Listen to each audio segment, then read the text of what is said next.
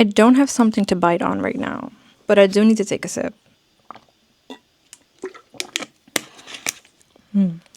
I know this is like a sports drink, but since Japan, my body finally unlocked its ability to properly sweat. And because I'm properly sweating as a normal human being right now, I need to be hydrated like a normal human being. I don't really feel like drinking lots and lots of water throughout the day. I have discovered that Aquarius just keeps me hydrated for much longer. It tastes a lot better. So if we've met each other before, hi, nice to see you again. If we haven't met each other before, hi, my name is Sabo. This video is part of a series where I am basically journaling my thoughts out verbally instead of writing them down because I don't feel like writing right now. And sometimes they make it onto the internet and sometimes they don't. I actually wrote down some stuff that I wanted to talk about, some topic ideas, Let's talk. So I think one of the first topics that I think is very interesting, because I've just been seeing a lot of videos about it, and that is the topic of cheating. Y'all seen the videos, right? I kind of wanted to talk about it, especially about the videos that are kind of going around in social media, but also like the long-term effects of cheating as someone who has been cheated on. I've been following a lot of Japanese content creators and Japanese speaking content creators because I want to better my own Japanese speaking. There's this guy, like two guys that have this TikTok account called Tokyo Sims. I don't know what the Japanese guy's name is, but the white guy, the cute guy, I think he's kind of cute. Cole. He does street interviews. And he kind of makes those street interviews as uncomfortable as possible with all these edits. And he walks up to men, namely, and he asks them, have you ever cheated? And I know this is kind of like a very zoomed in perspective of, he's only posting about specific types of people. And the amount of men who so easily, so audaciously, so proudly announce that yes, I have cheated before. There was one motherfucker who was there with his girlfriend. His girlfriend was standing a few further from from the interview that they were taking. And he literally whispered like, yeah, I have cheated before. And that's my girlfriend. And then Cole asked, when was the last time you cheated? And he said, last week. And then Cole was like, oh, I can put this on TikTok, right? And this guy was like, yeah, of course. For some reason, I've also just been seeing, well, maybe not for some reason, because, I'm not gonna lie, I think Cole's kind of cute. So I just put the heart, I just like the video because I think Cole's kind of cute. Which is, that's on me. That's on me. So my algorithm is just showing me a lot of videos like that where people talk about cheating. And then I saw a video of like this woman who figured out her man's was cheating on her and ghosted him, basically. Good for her. Good for her. Another girl who figured out her man's was cheating on her, and as his birthday present, she presented him like a poster-sized screenshot of the text messages of her boyfriend and the girl he's cheating on her with, right? I think there was also like another video of like this girl who was in the car with her mans, and her mans went out of the car and she was like, okay, I think my man is cheating, so I'm gonna put these earrings into his car and we'll see what's gonna happen. And it turns out mans is cheating, and it's not triggering me as much as it probably would have like a few years back, but it's kind of concerning. We see this on TikTok or Instagram Reels, and it's just a quick video and we scroll right past this because at the end of the day, whether we like to admit it or not, it is entertainment, right? It's why these videos are gaining so much views. It's because it's entertaining for a lot of people. It can be very emotionally charged. It gains a lot of interaction. So for us as viewers, it's like something that's very quick. A minute max, maybe, before we scroll down and we go on to another video.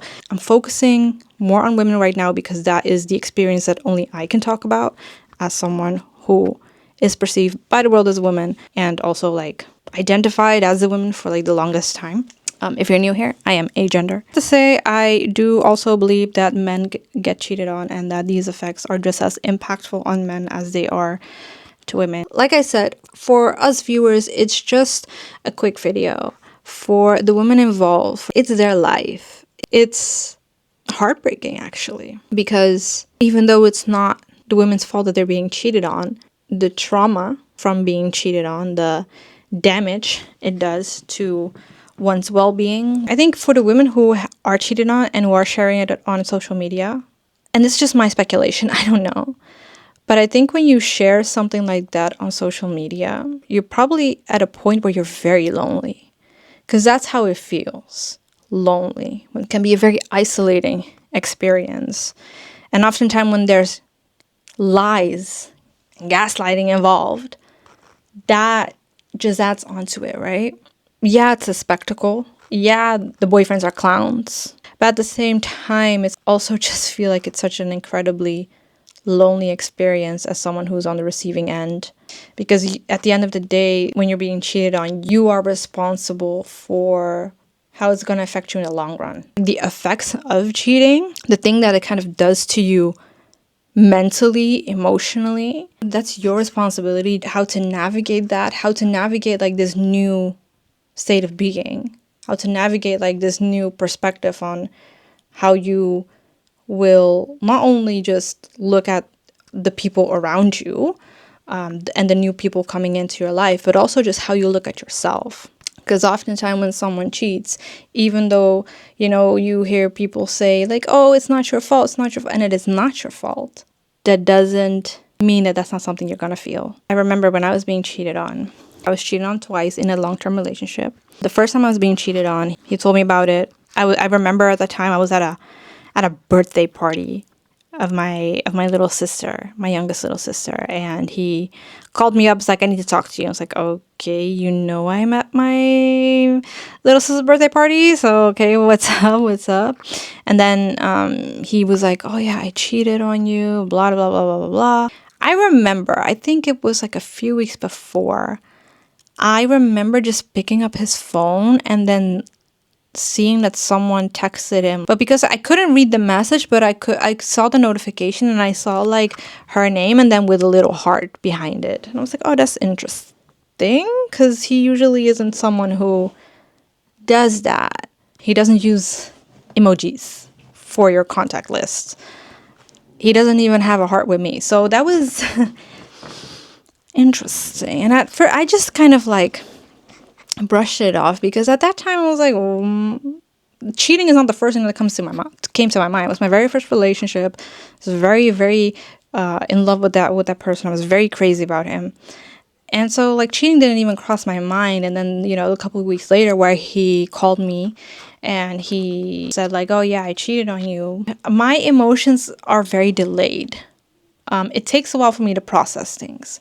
So during that time, while he was crying on the phone, I was soothing him. I was trying to get him through his story, right? I was shocked, but there was so much focus on helping him regulate his emotions.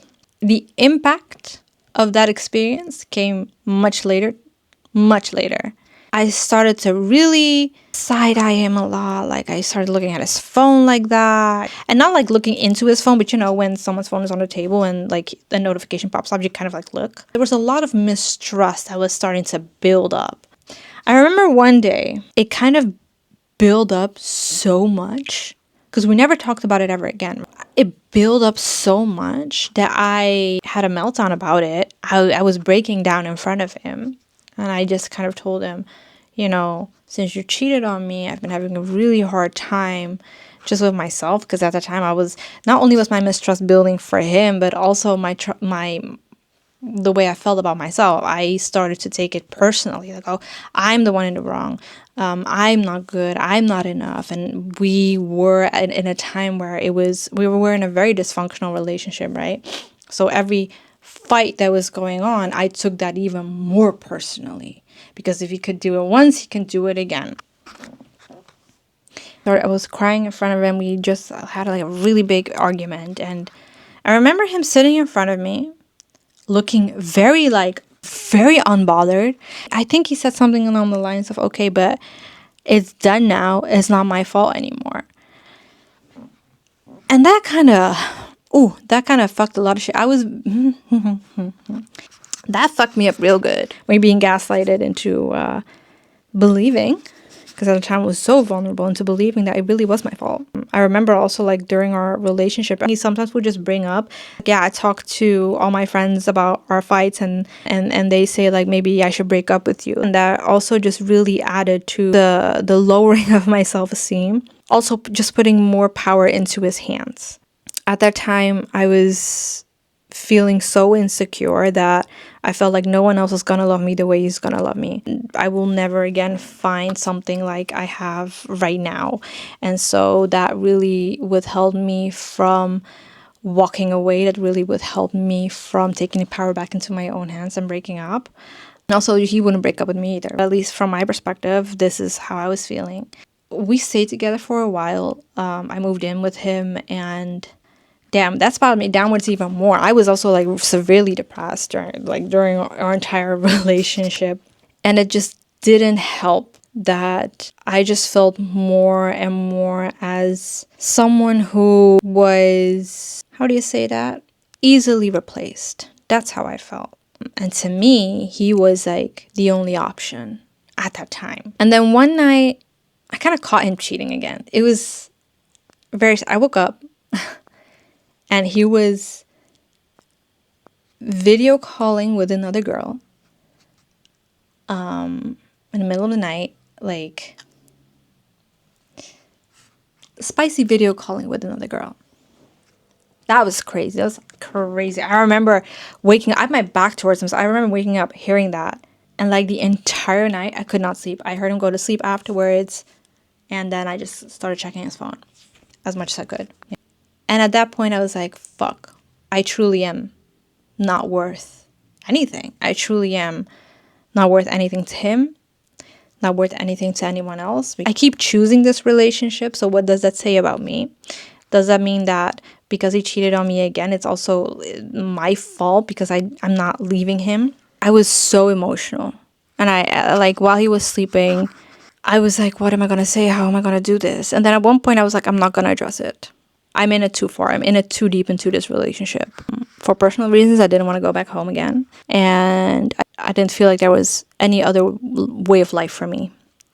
I was fully set on staying in that relationship, fully set on the possibility of being cheated on again and again and again.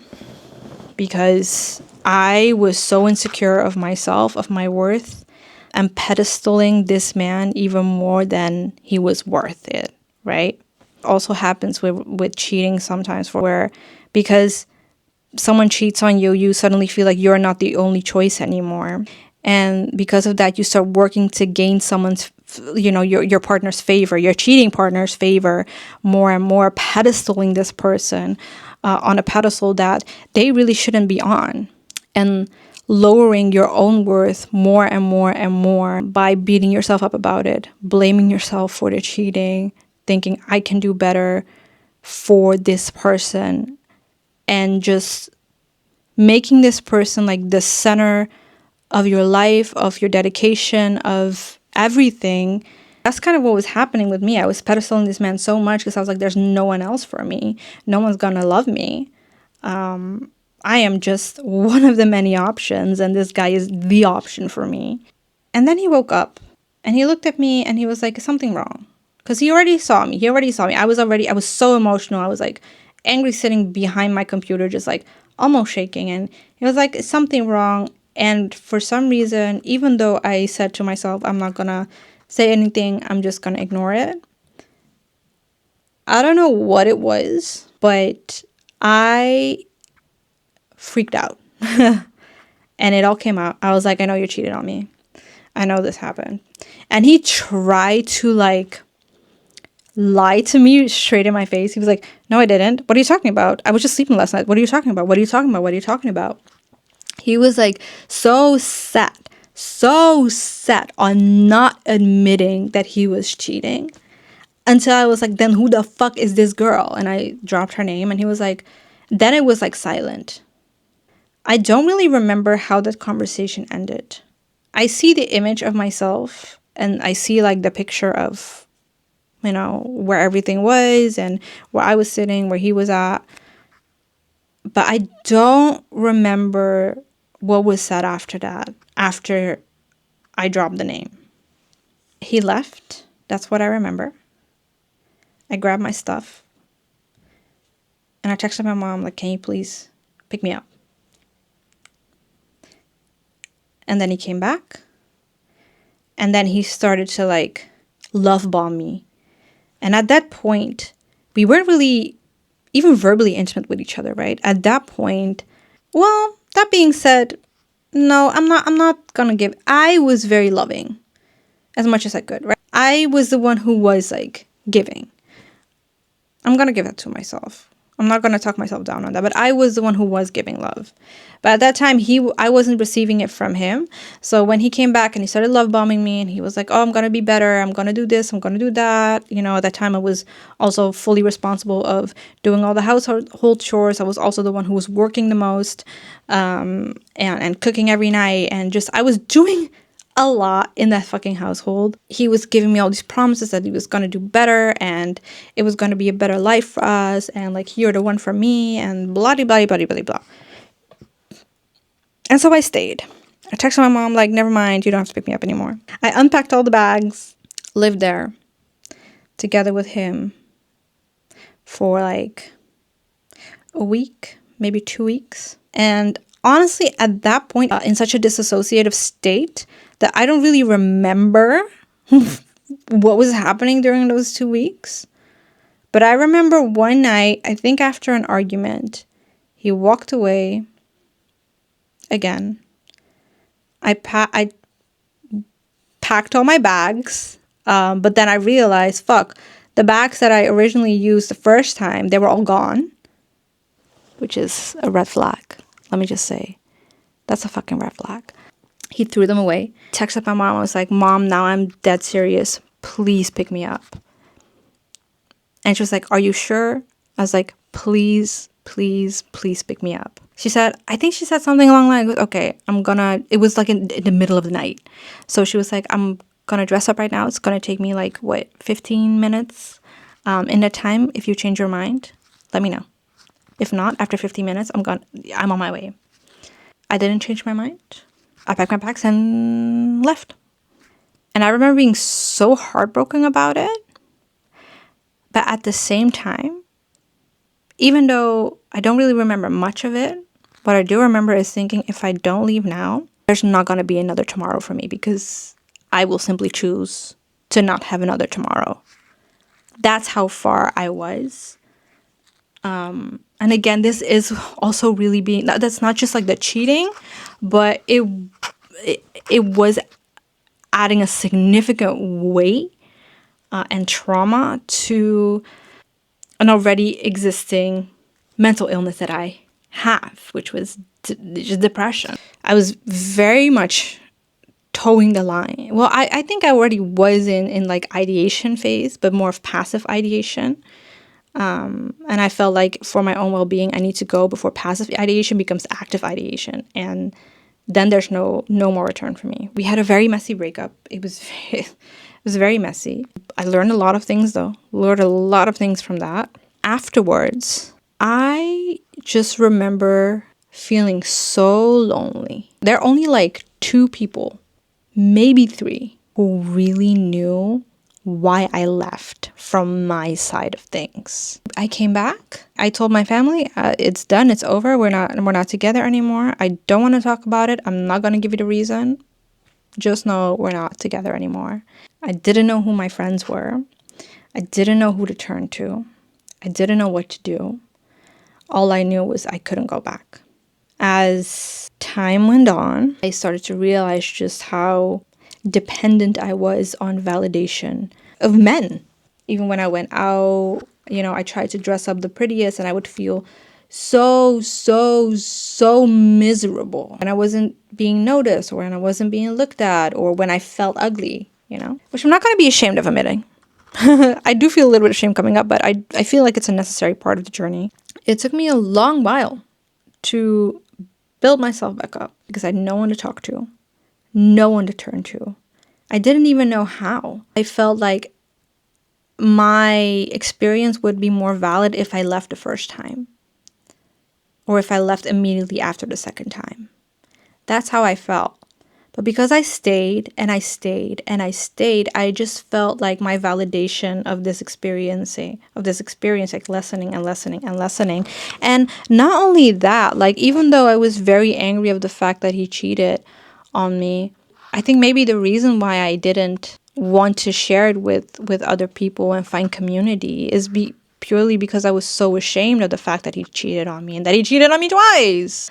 And not like that I allowed it to happen, because at the end of the day, when someone cheats on you, whether they did it once, twice, or 15 times in a row, it is never your fault and it's never your responsibility. It's their choice. I don't think cheating is something that happens after a drunk night. I think cheating is something very cognizant, no matter whether you're inebriated or not. It's a series of choices that you make. It's never spontaneous. And I'm not going to argue on that point. It took me a full year after, breaking up that I realized that, holy shit, this is affecting me a lot more than I thought it was gonna. I remember it was like January of 2019. It's not that long ago, actually, where I decided I need to work on myself. I need to work on myself because at this point I'm going to destroy myself. And any hope that I can have for like a better future, a better me, is going to go out the door if I don't choose to fully work on myself. I think the biggest step, and it's not for everyone, but for me, the biggest step to doing that was celibacy. I do think that, when you're healing from cheating, you're also healing in other areas. And sometimes the work that you're doing in other areas, like other traumas or other insecurities, they all interconnect with each other. Self-confidence was like so down the drain, into the gutter. I really had to build myself up. And I had to do that by choosing myself every day. Choosing myself and what is good for me and who is good for me every day. And there was a lot of times where I was just longing, not necessarily to the relationship, but just like to the life that I had before, right? I had friends around me. I guess they were all his friends, but because we were all together a lot, I thought they were also my friends. But I had like a friend group. I was socially pretty active, I was dancing and all of that. And after I started working on myself, I wasn't doing a lot of that. I tried going back into dancing. I tried and tried and tried, but I kept finding myself in the same circles where my ex was in, and that's not very healthy. So I had to stop dancing for a while as well, just for my own well-being. And at that point, I didn't understand. I thought like, oh, I just don't want to dance anymore. It's not for me anymore. I started to realize that like, I tried like regain the life that I had before by, trying to go to places where I think all the friends would be at, or go to events where I think, all the friends will be at. Again, trying to be into spaces where I know that there's a big possibility that my ex will be there, but I also knew like all the friends will be there as well. And that's kind of what I wanted to regain. And it took me quite a few years to understand that was just not the way it's gonna go. That was just not healthy for me. I saw like another dance event. I haven't been dancing in like a long while, but I saw another dance event of ballroom voguing. And it was something so removed from, my previous life. Like, that's when I started to shift perspectives of what I want for me, what is possible for me, and how to move forward in that. Because I started my whole ballroom journey, and it has brought me so much joy, so much confidence. It gave me a community. It gave me the possibility to learn new aspects of myself that I've never really met before, that I never really developed before. And it gave me the chance to hope for another future. the hope for something else, something different, something better, something healthier, something so specifically me. Sometimes doing the work just means going through it, and the results of that, or like when things are starting to go up and the work starts getting a little bit more breathable, it sometimes takes patience and time and a change of environment. 444 on the clock, baby. Also, celibacy and really helped as well, because it gave me the opportunity to really reflect on what sexual intimacy is for me, what romantic intimacy is for me, how I view myself and how I have viewed myself, and where does it come from. So there was a lot of reflection and inner work that I was doing, and it's been now that I've been able to breathe a lot more easier through it. But again, it's taken me years. I broke up in 2018. 2018, I think. 2017? Around 2017, maybe end of 2017, early 2018. 2017? Maybe. Let's keep it on 2017. We broke up in 2017. I left in 2017. It's now 2024. 7 years. It's been 7 years right now. And it's still something I'm going to have to work on. Still haven't committed into bringing in romantic intimacy back into my life. Because, I'm not going to lie, I'm kind of afraid. It kind of fucking scares me. It scares me to commit myself to other people like that. Whether it's light or heavy, or, whether it's just like dating or talking or like full committed relationships, it's still scary for me. I still fear of, having done all this work, meeting someone, and then just repeating the same steps all over again. I fear of, despite having done all this work and even having a whole different dynamic with another partner or another partners, and still being cheated on. I fear of still feeling like I am not enough. And I still struggle with insecurity.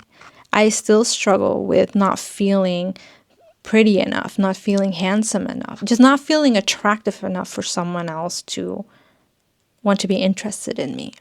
Lots of fears. I'm getting a little sad right now. So at this point, I'm still dealing with the long-term effects of cheating. I've done a lot of work. I'm very proud of where I am, but I also know there's still just a lot more to do. And, one day in the near future or in the far future, I do have to decide whether or not I'm going to allow intimacy back into my life again. When we look at cheating or when we see these videos, I hope that when you see that, you'll realize that there's someone being impacted in a way that's gonna maybe take years to recover from that. I hope that instead of being all in the comments like, oh, leave him, and getting mad when someone doesn't leave, instead of doing that, we kind of look at the person and be like, okay, then in what way can we support you then? And if you can't support that person, then just choose to not interact. You can always alter your algorithm, or you can always swipe down for more videos. I know you be doing that. That's what I wanted to talk about cheating and its long-term effects, at least for me and my experience. Last point, I think community really helps. Not just like romantically, but like having friends or having a supportive family. Having a support system that shows you that you are loved. Having a support system that shows you that no matter how you show up as, we will still accept you. And having a support system that teaches you that criticism to your behavior does not equate to them not loving you, them loving you less, or them leaving you, them choosing someone else, right? Which is something that I'm learning, especially with my house. My house has been teaching me a lot. House of Cabana, Dutch chapter. I love y'all. But yeah, cheating is a very isolating and lonely experience. And if you come out of it, I truly hope, wish, and pray for you that you are surrounded by the right people.